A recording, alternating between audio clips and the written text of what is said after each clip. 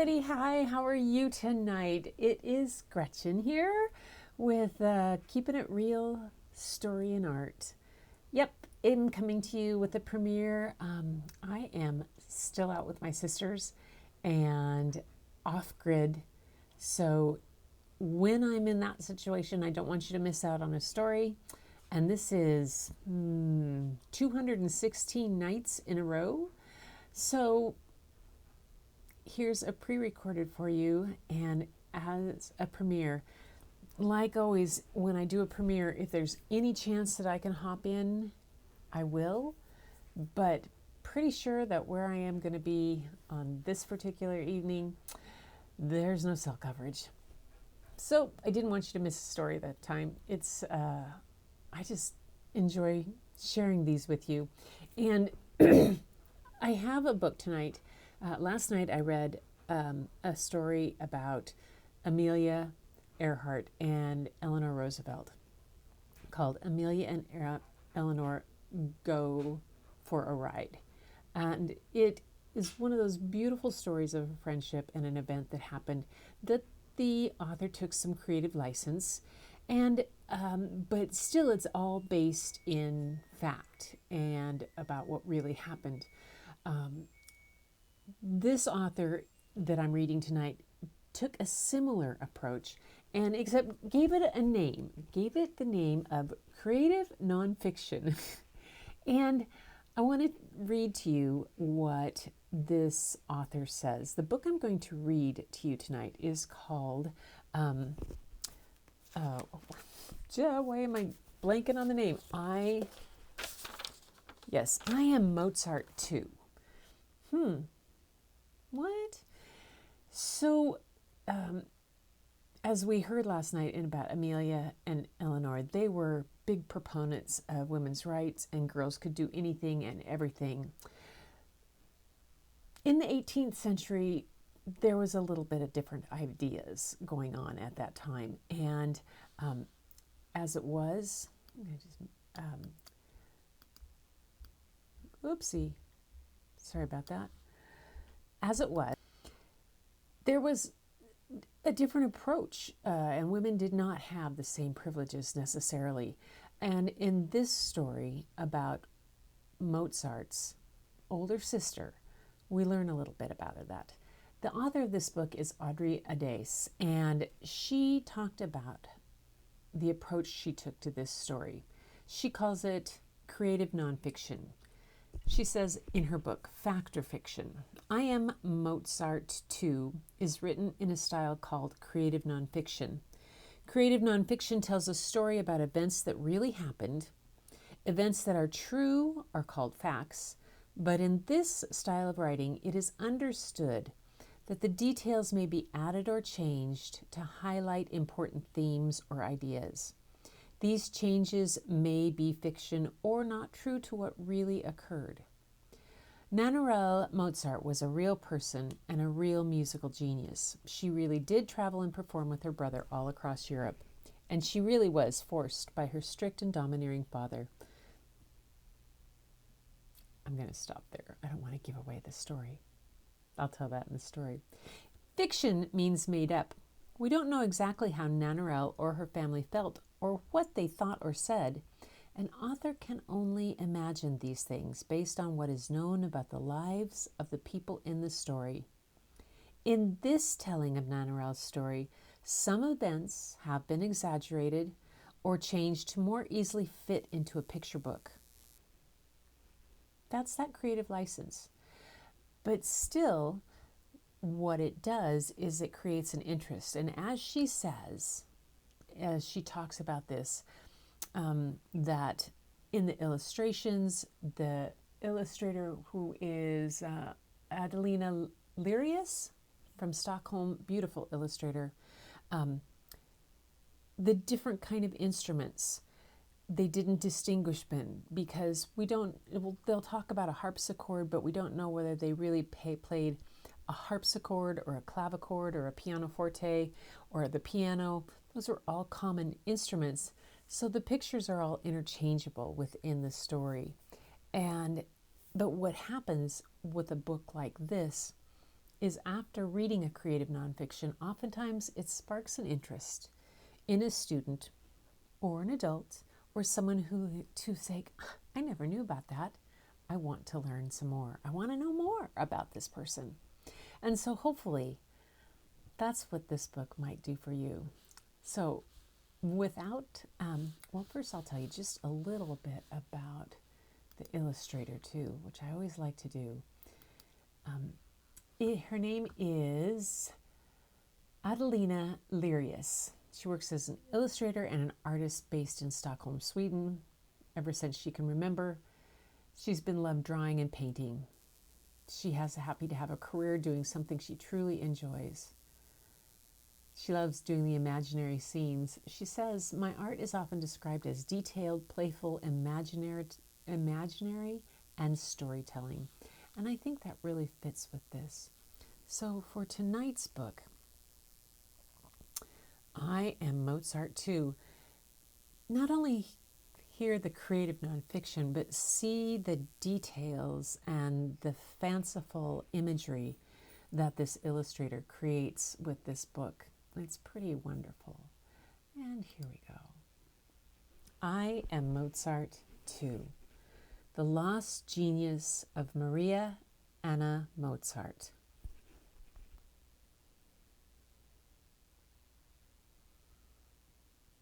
Words by Audrey Ades and pictures by Adelina Lyrius. To everyone who has heard of my famous younger brother Wolfgang, but has never heard of me, Nannerl Mozart. Let's see. Just need to... Papa always had a violin tucked under his chin. When his friends came to our home in Salzburg, they made music for the angels. I knew I had to make music too. Please, Papa, teach me to play the harpsichord. I climbed onto the wooden bench. Papa placed each of my fingers on a smooth ivory key. Using one finger at a time, I pressed down hard. Each key sang back to me in its own special voice. I practiced for hours each day. In no time, music poured out of me like water over the river banks in springtime. Confident, wild, carefree. Wolfgang always wanted to do everything I did, so Papa taught him too. Within a few months, we were playing side by side, faster and faster, memorizing more and more difficult pieces. By the time I was 10, Papa bragged that I was the best child musician in Europe. He arranged for me to play in the concert halls of Munich, Linz, and Paris. Wolfie came along to play the easier pieces. At first, my hands shook. What if I made a mistake? But each time we performed, applause filled the room. By the time we reached Paris, my fears had disappeared. We stopped in Vienna to perform for the Empress Maria Theresa. Wolfie and I played blindfolded. The audience begged for more, so much fuss over a silly trick that wasn't the least bit hard to do. The Empress was kinder than she looked. She sent us fancy clothes and filled Papa's pouch with gold coins. Back in Salzburg, Papa gave us new pieces to play, more difficult and exciting than anything we had seen before. We could hear the music before my fingers touched the keys. These notes needed me, and I needed them. Together, we would bring their magic into the world. Wolfie and I practiced all day. 2 bodies, 4 hands, 1 perfect purpose. Months later, we packed our valises again. This time, we made a grand tour, playing in cities from Munich to London to Lyon. During the long, bumpy carriage rides from town to town, Wolfie and I invented a magical kingdom. It had a secret language and no grown-ups. I also did something else that was just a little bit naughty. When we were not practicing or performing, I wrote music. At a concert in London, Wolfie played one of my sonatas. I curtsied shyly as the audience applauded. Wolfie beamed with pride. But off to the side, Papa fumed. Girls were not allowed to compose. He ordered me never to write music again. That night, I prayed for God to make me a boy. Soon after we returned home, Papa planned our next tour. But something was different. When I practiced, he didn't compliment the lift of my wrists or fuss over the crescendos in my sonatas. You and Mama will stay here. You are 18. Soon you will marry. Marry? Music was my only love. Please, Papa, let me come with you. I played the most difficult pieces for him. Perfect, every one. Wolfie watched, helpless against Papa's power and fearful of his anger. We both knew Papa's decision was final. The day Papa and Wolfie set out for Italy, there was no music in my heart. They were away for months or years at a time. While they were gone, I wrote sonatas and concertos. I couldn't help it. The music in my head begged to be free. Wolfie and I sent each other our compositions. He said my work was brilliant. So was his. Years later, Wolfie invited Papa and me to Munich to hear his new opera, Idomeneo. But that was not the best part. After Munich, we would perform together in Augsburg. It had been years since Papa had allowed me to play in public. Wolfie and I sat close, our arms weaving over and under each other in an elaborate dance across the keyboard. My heart soared. After the performance, Wolfie pulled me aside. "Come with me to Vienna," he pleaded. "We could give concerts together again. Girls are writing music now. You could too." But it was not to be. A daughter could not disobey her father. Once we returned home, Wolfie's letters came less frequently. Without word from my dear brother, it became harder for me to write music. My heart felt cold and empty. Papa arranged for me to marry a man from St. Gilgen who had no love for music. Without music, my heart had no home.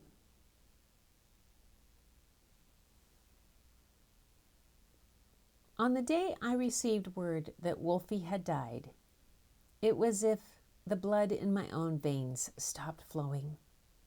He was my best friend. Through music, we shared one heart. I ran my fingers over the compositions he had sent me years ago. Could the genius who had written those melodies really be gone? I returned to Salzburg after my husband died. It seemed ages since I had played the harpsichord. But when I laid my fingers on the keys, music poured through my hands. My heart had not forgotten its first true love. I was, after all, a Mozart. And here is where she talks about the fact or fiction. And she says, after reading creative nonfiction, you may want to learn more about the subject of the story. You can learn more about Nannerl and her family in these other books. For the Love of Music, The Remarkable Story of Maria Anna Mozart. Mozart Play by Peter Siss, which is a beautiful. Peter Siss is an amazing illustrator, author. And Who Was Wolfgang Amadeus Mozart by Jona Zeldis McDonough. It says, why did Nannerl do everything her papa told her to? Now this is an important thing to include in a book like this for kids who are going to read it, because they're not going to understand this necessarily into the modern day. Life for girls and women in 18th century Europe was much different from today. Men, especially the father of the family, made all the important decisions. Girls and women were taught from an early age to be quiet and obedient. Oof. They depended on men to protect them and provide for them. Nannerl was lucky to have had opportunities to travel and see the world when she was young. In that era, that would have been very fortunate for her. But when her papa pushed her aside to focus on Wolfie's career, there was little else she could do. Perhaps some girls of the time would have disobeyed their fathers, but we have no evidence that Nannerl ever did. And it goes on with the timeline here of the different kind of things. A harpsichord is a keyboard musical instrument that produces sounds by plucking metal strings when keys are pressed. It has 2 keyboards, I believe. It's popular from the 1500s through the mid-1700s.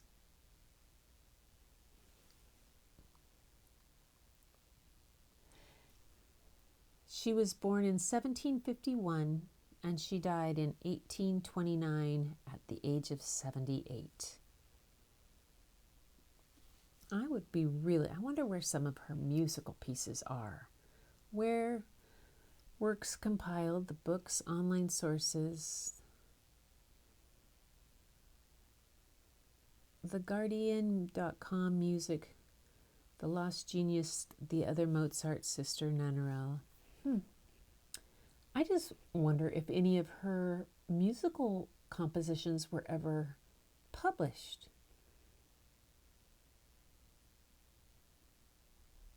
Because Wolfgang Mozart was a musical genius, we know. His English nickname would probably have been Wolfie.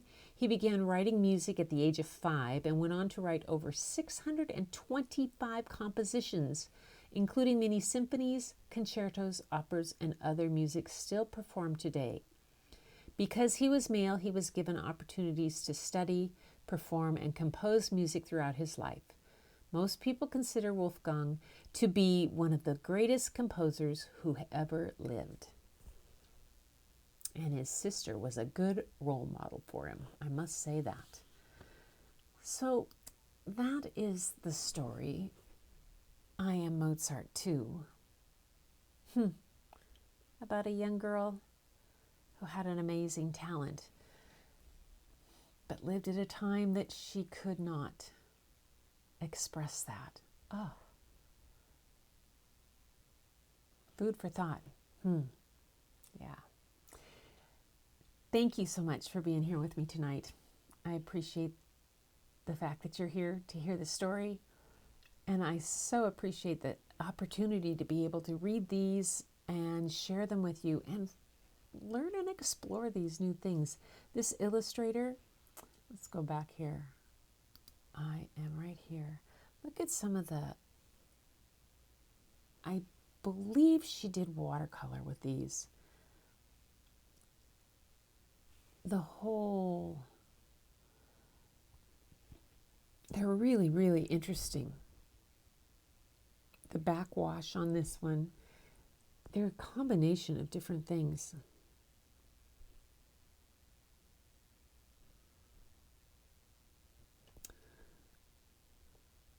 This looks very much like a watercolor.